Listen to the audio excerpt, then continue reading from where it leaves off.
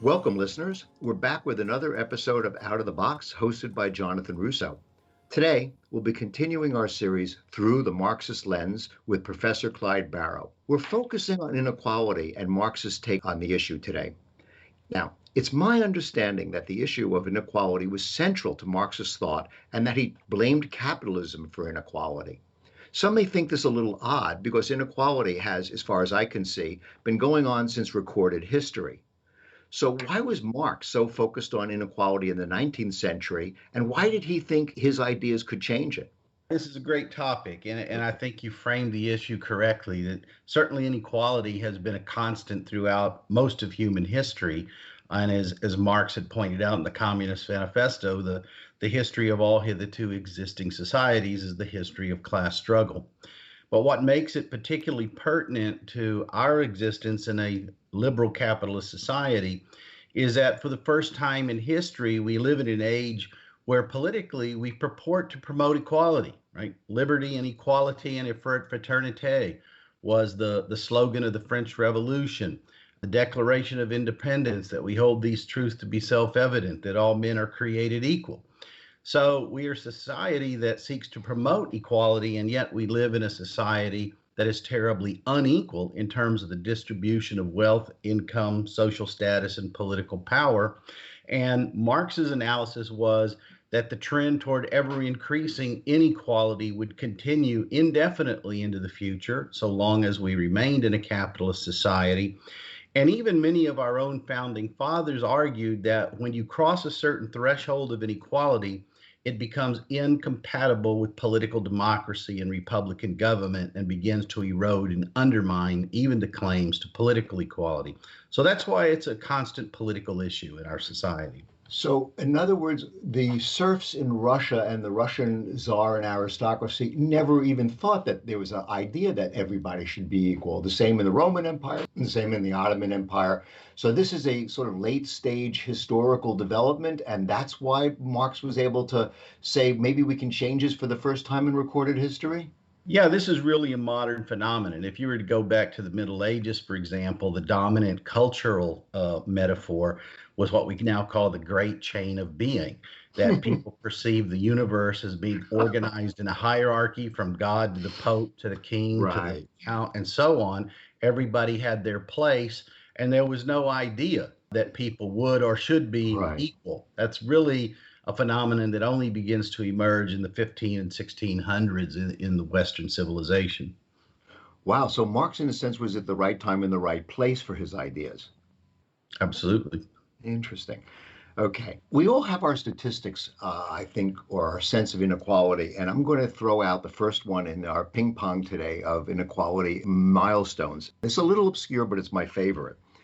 The New York City Transit Authority is a massive undertaking. It has trains and buses throughout New York City, and if anybody has ever been on them, the subways, it's enormous. It goes from the Bronx to Brooklyn. It goes from Queens to the West Side.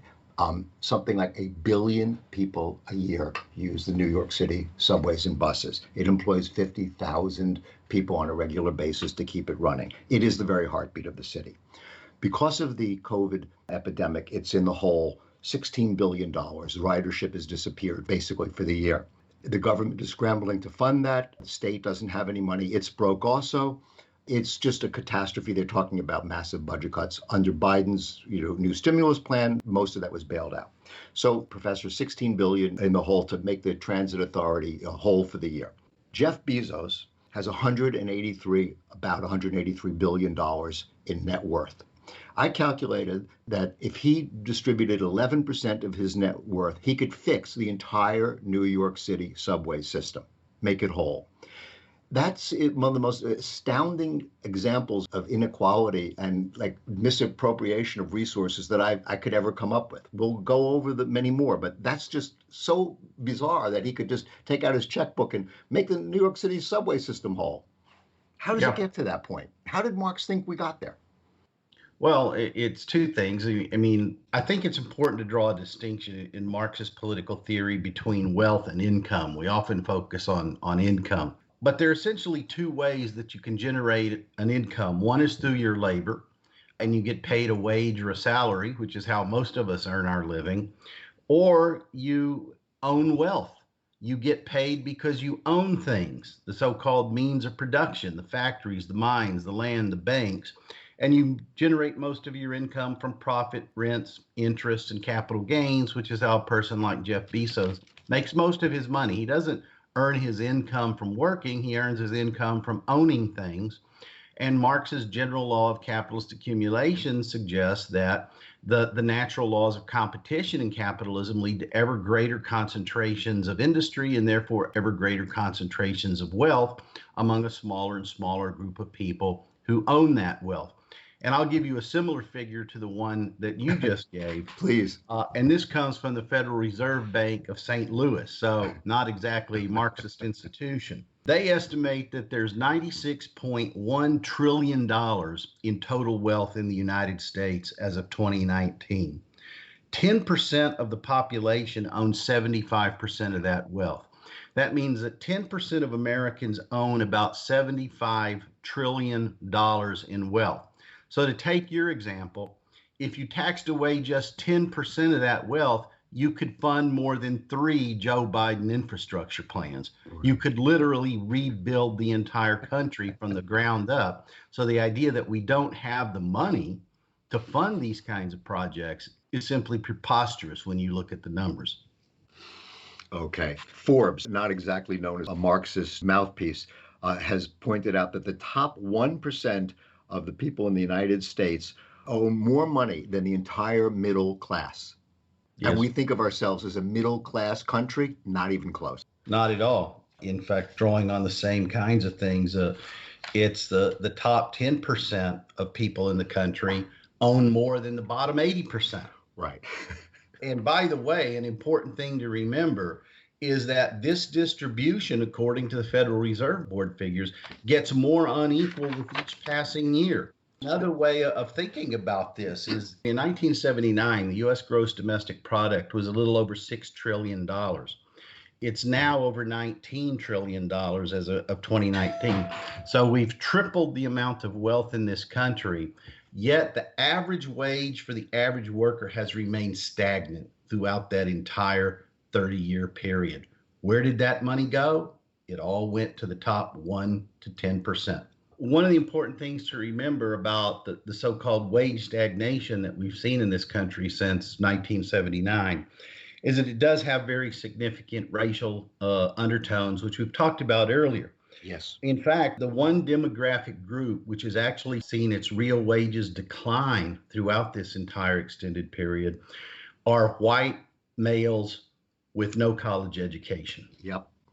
And that is, of course, the group that is most supportive of Donald Trump, that votes for him in the largest proportion, and that is sort of the angry white male population that we talk about. So there is a very real economic underpinning to Trumpism that's based in really the decline of the white working class. And that's not to say that blacks and Hispanics have fared very well either. Their wages have increased by very small proportions during this same period of time. But the reality is wage inequality has also increased. And what's become apparent is that a college education is the dividing line. People with college degrees, which are about the top 20 to 30% of the population, have done better than the other 80%, not as good as the 1%, but better. But generally speaking, 80% of the American population have seen their standards of living either stagnate or decline since 1979, despite the fact that we've tripled the amount of wealth in this country during that period. Is that why 63% of people now are living paycheck to paycheck? 50% of people don't have $400 if their car broke down or they had a medical emergency. I mean, I don't think the wealthy class in this country really understands how impoverished most people really are, how close to the wall that they've been put by this economic disparity. It's really frightening, and it's been talked about a lot by politicians. And these headlines are from CNBC. I mean, this isn't. Yeah, this stuff is really out there in the mainstream media. Well, in fact, if we talk about income and living paycheck to paycheck, the numbers from the U.S. Census Bureau document that as of 2019, 20% of the population, that's the wealthy to the upper middle class, earned 52% of all the income in the United States. And to give you a sense, and the richest 5% earned 23% of all the income, 5 times the proportion in the population. And if you want to know how much that is, it's $451,000 per year in income, puts you in the top 5% of Americans. And if we relate that to contemporary politics, the Biden tax plan will not tax anyone Right. making less than $400,000. Right. So the Biden tax plan is really targeted at the top 5 to 6% of income earners. And quite fairly, I might add, because that is the group that has most benefited from economic growth in our society for the last 30 years, 40 years. Okay. How did it get to this point? My cursory understanding of Marxism is this. Marx said that the capitalist class, the dominant capitalist class, would write its own rules. They would use the media, they would use politics, the society's social norms, whatever tools they had to make sure that the society functioned for the owners of capital in a big way. So how have they done that, Clyde, that our society is so unequal over and have become so much more so? What tools, what mechanisms, politics, media? Well, two things here. One, as I mentioned earlier, Marx's analysis of capitalist development was that its natural tendency would be to generate ever greater inequalities of wealth and income as it progressed forward without any intervening factors. Now, Marx envisioned that intervening factor to be a socialist revolution at some point in the future. That never happened.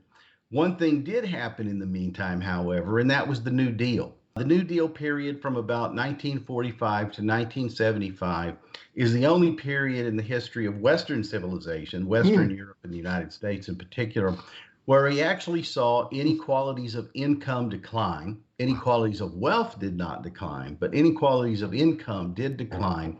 And that was primarily because of government redistributive programs, strengthening unions to bargain for higher wages and benefits, increases in the minimum wage, the 40-hour work week, Social Security, and a variety of other social welfare programs.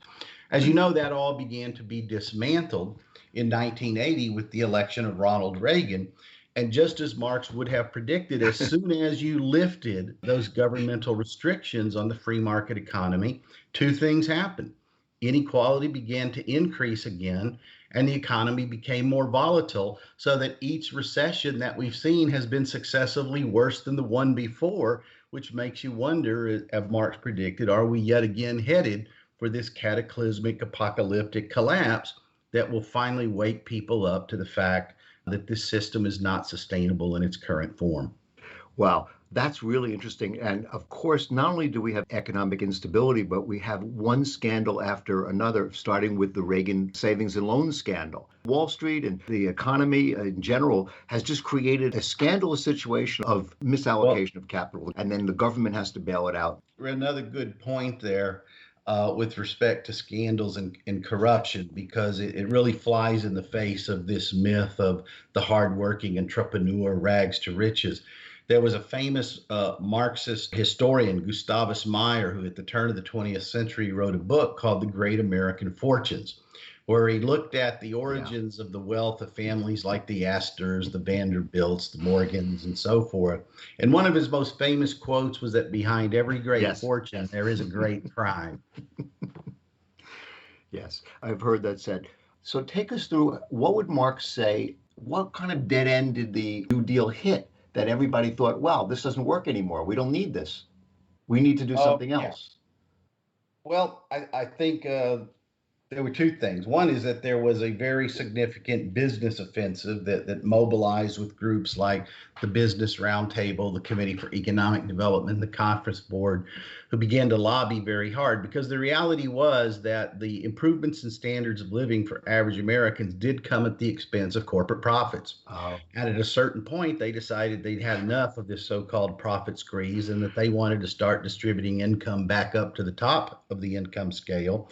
And so they began to lobby for corporate tax decreases and decreases in the top marginal personal income tax rates on the wealthy. And of course, the promise they made was, and if you give us all this money, we will reinvest it in the United States and create jobs, and therefore everybody will benefit, the so-called trickle-down Trickle effect. down. Yep. Yeah, and Americans were sold that bill of goods, and unfortunately, large numbers of people bought into it, even though it's failed. And of course, when it failed, the response was, well, it didn't work because we didn't do enough of it. So we need to do another round of corporate tax cuts and reduce the marginal tax rates on the wealthy even further. And it still didn't work.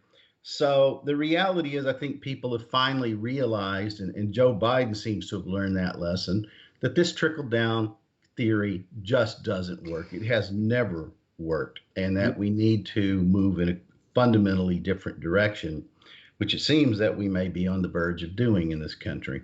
One of the tricks that I noticed that was pulled on people in our society was debt. When the trickle down theory didn't work, people didn't understand why they couldn't afford a bigger home, they couldn't afford a newer car, they couldn't take another vacation. They didn't get it. So what they did was they borrowed from their homes during the mortgage crisis. They wanted to continue this lifestyle that was promised them by the entrepreneurs at Madison Avenue, but they used debt to do that, and that had disastrous consequences in the recession of 2008, 2007. Absolutely. And always remember who owns the debt. It's the same people who own the means of production. So debt becomes another form of income redistribution from the bottom to the top. They're also the class that owns most government debt as well. So it becomes a way of taxing ordinary Americans to redistribute income to the top of the income strata. Debt was, very much an important part of it. And that, too, looks like we may finally get some debt relief for students, I hope. Right. Okay, let's talk about the Trump tax cuts, as Marx would see it. He went out and sold this idea that we were going to have these massive tax cuts. We were going to cut the taxes on the corporations. We were going to cut the taxes on a whole host of other financial transactions. And it ended up at the end of the day that something like 85% of all the tax cuts went to the top 1%, and the rest of the 15% was distributed to Joe Paycheck. Didn't anybody see this coming? Is this like a classic capitalist trick that Marx would have said, yeah, this is exactly what, the overclass will do. This is what the political class will do? Well, and the perplexing thing about it is that, yes, people did see it. It was talked about. People were told this was the game that was being played. And yet, at the time that Trump was elected, Republicans controlled the House, they controlled the Senate, so they were able to push it through because business is their constituency. I think people saw through it, but it was too late because the damage had already been done, and now we're trying to repair the damage left behind. And basically, all Joe Biden is proposing with his tax increases is to claw back some of those Trump giveaways. Not all of it, but at least just some of it. Keeping in mind that Jeff Bezos, to use him as an example again, saw his wealth increase by $70 billion during this pandemic and recession that we're in. So he got wealthy off of COVID because everybody turned to Amazon. Yeah, that's really clear. Of course, another episode. I should say wealthier. Wealthier. We need to do an episode, which we will, about his stance in the union organization. By the time we do the next episode or 2 episodes from now, we may actually know the results of that union vote. But I think it's a very profound instance here of capitalism and labor coming to heads over the issues that are taking place in that factory in Alabama.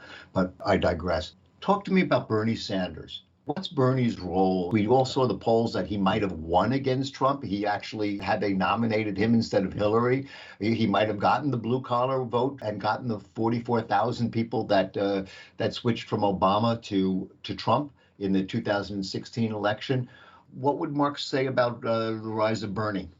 Well, I think that his rise at the time should have been no surprise. It's what one would have anticipated under such circumstances. Although it is significant, it's the first time that we've seen a bona fide socialist candidate run for president in this country. I would say since Eugene Debs, although we had Norman Thomas, in the 40s and 50s. Bernie really comes out of that legacy of the Democratic Socialists of America, which is kind of the watered down version of the old American Socialist Party. I wouldn't consider Bernie Sanders a Marxist. There are lots of socialists who are not necessarily Marxist, but who fall within this category that would be described as maybe revisionist Marxist, democratic socialist, evolutionary socialist. I think following more in the footsteps of Edward Bernstein, who was a German socialist, social democrat, prominent in 1890s, early 1900s, really committed the movement to a parliamentary and peaceful transition to political power. So, Bernie really, I think, draws on that legacy Sure. than sort of Lenin or somebody, in the revolutionary camp. And just out of curiosity, did Marx see that as like a way station or a dead end? Was that a transition to what he wanted to have, this dictatorship of the proletariat, or did he see that as a false capitalism trying to save itself with like sort of Marxism light? That's really an ongoing debate among Marxist political theorists. Marx says different things. In the Communist Manifesto in 1848, he makes it very clear that we can only achieve our means by force. But by the 1870s, there's some speeches he gave where he's saying, well, it might be possible to have a peaceful democratic transition in democratic countries. And the three he named at the time were the United States, England, and the Netherlands. And later, Engels, sort of his collaborator, Frederick Engels, embraced that idea in Germany with the rise of the German Social Democratic Party. So, that's one of the big enduring schisms within Marxist political theory is exactly that debate over political strategy. But you can find evidence in Marx for both positions, actually. Right. What's also interesting about the violent takeover that Marx may or may not have predicted earlier was that I see all the violent threats coming from the extreme right. I don't see much violent threats coming at all in this country from the and the extreme context left. in which Marx and even a person like Vladimir Lenin were talking about violent overthrows of government, we're really in the context of very authoritarian regimes, monarchies, bourgeois republics where only 1% of the wealthy could vote. The introduction, I think, of liberal democracy fundamentally changed that equation. So can we walk down this mountain of inequality? What are your thoughts? What would Marx say now if he was looking at Biden and Congress and trying to figure out the new tax codes and the infrastructure and medical care? I think there are three things that I would point to. One is I think he would suggest in the current context that the COVID relief, the Biden infrastructure plans, Bernie's plans, the corporate tax increases, are all a good first step. They're going to redistribute income. They're going to create jobs. And these are all things that Marx advocates for in the Communist Manifesto, by the way. So they're certainly consistent with his vision. But as he points out in that document, it's a first step. And based on the lessons he learned in the course of European history, he'd say, but the second step is if you don't get control of capital, you will never wrest political power from the ruling class. And one of the things he chastised the workers in the Paris Commune of 1871 for was you didn't nationalize the big banks. You didn't take control of capital. You left that lever in their hands. And so I think he would suggest that probably the next step is the next time you nationalize these banks, which, by the way, we've already done multiple times in this country, don't give them back. Keep them. We paid for them. Use them to pursue progressive policies.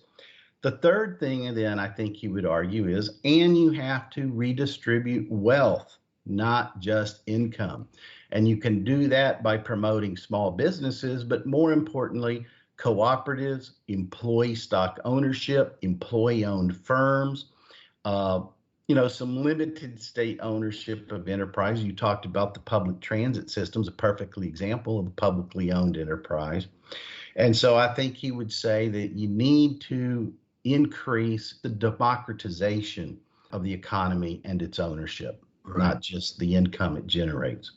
Okay, well, I think we'll wrap up with that. Certainly, this issue of inequality is not going away. You can't open a newspaper or look at a website without reading about it. It's actually a global issue. It's actually even responsible for the crisis on the border. So we Well, may if we talk. took those same numbers that we used for the United States and looked Yeah, at them on a global scale, the yeah. inequality would be even more striking. Yes, yes. I think we may talk about the global inequality and the issues that the world is facing in terms of immigration, in terms of political instability throughout the planet in another episode. As always, Clyde, thanks a hell of a lot. This was a really interesting conversation, and I appreciate your time. Enjoyed it. Thanks.